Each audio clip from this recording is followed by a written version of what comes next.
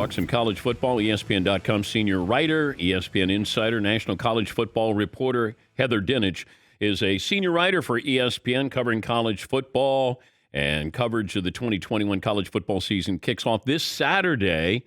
It'll be Hawaii at UCLA. Well, that snuck up on me.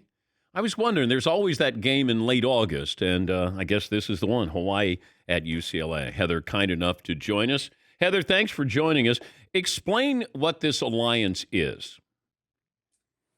So it's kind of tricky to explain, but the best way I can describe it is the ACC, Big Ten, and Pac-12 at some point are going to add a scheduling component to the way they're holding hands, right? And there were no explicit conversations saying we're not going to poach each other's teams.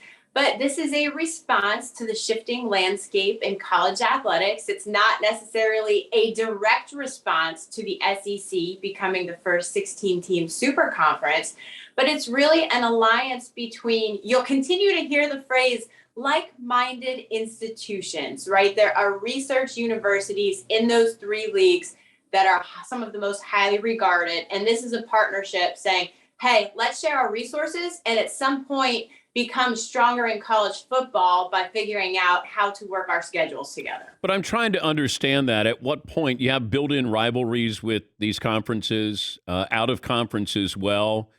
How do you truly kind of engage these other conferences? So it is these three conferences combining as one, because the SEC is not bringing in the Big 12. They just bring in a couple of teams. That's what I'm curious about, of how this is really the inner workings of trying to actually have a schedule that is conducive to having this alliance. Right. And they don't know the answer to that yet. They have not taken a deep dive on those conversations. And part of the reason for that is the Pac-12 still plays a 9-game conference schedule. So does the Big Ten, right? The ACC is at an 8-game conference schedule, to the point you make, because they have those built-in ACC, SEC rivalries. You're not going to lose Clemson, South Carolina, Georgia, Georgia Tech, etc., for the sake of this agreement. So what happens? And one of the other questions, too, is, look, if fans really want to see Ohio State, Penn State, Wisconsin play those big games, right? We're not necessarily talking about an excitement over a partnership to see Wake Forest and Cal kick off at 10 p.m., right? So a question that they have to answer is, well, okay, if Ohio State, Penn State, Wisconsin, those brand name schools, USC, are the ones bringing in the revenue, how do they share that with the rest of the league? Those are a lot of questions that they haven't gotten into yet, but that they were certainly asked themselves. Why doesn't the Big Ten just reach out to USC, Oregon, Stanford, and just say, come on in? Like, we don't need to take Oregon State or Washington State. Just kind of pick what, like the SEC is doing. That's a fair question. Kevin Warren is, and we got to remember that we're talking about 3 new commissioners who are dealing with this. Kevin Warren was hired January 2020. George Kliavkoff in the Pac-12 came in about 5 minutes ago in July, and Jim Phillips in the ACC is a new hire as well. They are navigating this as extremely smart people and businessmen, but complete rookies when it comes to the landscape of college football. That's just a reality. And to your point, it wouldn't surprise me if Kevin Warren and George did have those conversations. And I think a big reason why the Pac-12 is, at least according to sources, driving the push for this alliance is to keep USC happy, keep them from going anywhere, right? And so where would they go? I don't know. Everybody wants to go to the SEC. Who knows? But I can tell you that sources have said that the push is coming from the Pac-12 to get this done. And part of that is because the TV contract expires and to keep everybody happy and in place. Also, I was told that Jim Delaney, the former Big Ten commissioner, he's the one that is behind the scenes here. And when Jim Delaney gets involved, that's when things get done. And you mentioned that you have rookie commissioners here. Jim Delaney is going to lead the charge here. I'm wondering who gets left out. With the Big 12, what does the Big 12 become? So, shameless self promotion here. I have spent all day reporting what exactly those 8 schools are doing, and I'll have that piece on ESPN.com tomorrow. But the bottom line is this: I mean, they're walking a tightrope between preserving the Big 12 and self preservation. And there is a sense of betrayal again because they weren't included in these conversations with the Big 10, Pac 12, and ACC. And the reason, one surmised to me, is because they'd already been poached. So there is a hope that this alliance won't prevent the Pac 12 from saying, hey, come on over here, some leftover Big 12 schools. But plan A for them would be to stay together and try to make themselves whole so that they could get another lucrative TV contract. But the reality of that is that's slim because they're not going to get any teams right now from any of those other 4 power conferences. So you're looking at maybe the American Athletic Conference or the Mountain West. And does that give them the value they need to be a truly vibrant Big 12 again? I reported this yesterday that the alliance will probably try to push off the expansion because they want to get other TV networks involved in this, not just let ESPN dictate this, since ESPN is in business with the SEC as well, that maybe it's 2026 before you have this. How does the fan benefit in all of this, Heather? When you're talking about expansion, are you talking about playoff expansion? Yeah. So, ultimately, I believe the college football playoff is going to expand. They have a meeting in late September, and I think that this could delay it. I don't think it's going to derail it. Right this skinny minute, the college football fan gets nothing out of any of this. We're status quo heading into that Hawaii game that you just spoke about.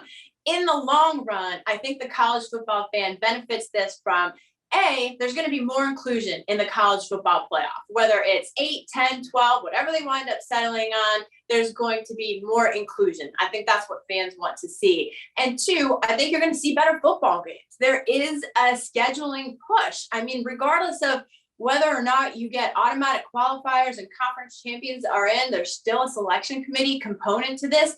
People want to see good football games. And I think eventually we're going to see more of that and more inclusion in the college football playoff. But today it means nada.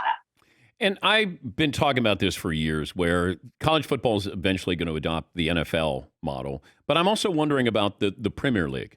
Why not have a secondary conference where you can be, schools get relegated, like that you have really important games at the end of the year. So if you're Iowa State and you're kept out of this, you can move up and then you get a chance to play. It would add even more interest, drama, tension to it, because it feels like we're going to eventually narrow this down, Heather, to 40 schools, 35 schools. And those are going to be the ones that are going to get the money and, play for championships. Players are probably going to get paid at some point down the line. Like, I think they're going to adopt the NFL model, but I'd love to have them adopt the relegation. I think that would be great. What do you think? So what you're talking about is all of this that happened this summer, which is snowballing into the NCAA Constitutional Convention that's going to happen, which is a complete restructuring of the NCAA. How do you do that? And that goes in line with exactly what you're talking about, because the Knight Commission, which is like the brains of college sports, is agreeing with you and saying, let's make college football a separate thing, because the reality is it's its own thing, right? And there's the haves and have-nots. And as we talk about this, that gap gets wider and wider. I have spoken to university presidents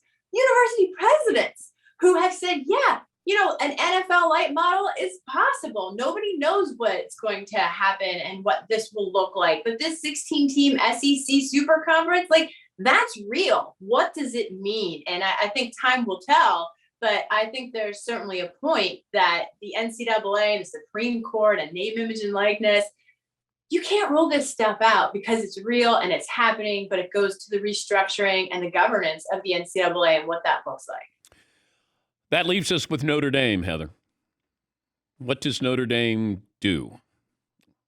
Winner, winner, chicken dinner, man. They are sitting ready no matter what. If I'm Jack Swarbrick, the athletic director at Notre Dame, I am clinging to my independence, because as all of this moves on around, they've got it great. And if the playoff expands to 12 teams, they're in it more often than not. So I think that they're in a great spot. I think, maybe part of this alliance that we were talking about with the ACC is what can they do to beef themselves up to try to entice Notre Dame to join them full time? Because, they got this flirty little thing where they play a couple games. What can they do to really beef it up? They missed the boat on trying to add Texas. So is there anything else? Does this alliance help? Maybe, but I think Notre Dame might be in one of the great spots, and people love to hate it, and they're probably going to continue to do that. Does the SEC go after anybody else? I can tell you that a source at the presidential level in the SEC told me that we are not sitting here rubbing our hands together saying, who else can we add? But if people call us, we would be fools not to listen. Oh, right? Okay. All right.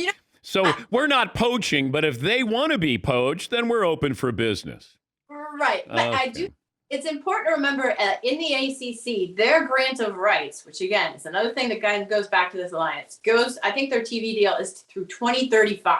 So if you're Florida State or Clemson and you want to leave the ACC, right now you probably have to pay about $500 million, which is insane. That's not to say that it can't change or be pushed or fought in a couple of years. I don't know the answer to that. Who knows? I'm sitting here in the state of Maryland, which used to be an ACC school. It's now a Big Ten school. So they got their exit fee lowered. Who knows? But there's a lot of other things that have to happen for other teams to leave their own leagues. Heather, great stuff. And thanks for joining us. We appreciate your time. My pleasure. Thank you so much for having me on. Heather Dinich is a senior writer for ESPN.com. College football kicks off this weekend. Hawaii at UCLA. Let's go. I love it.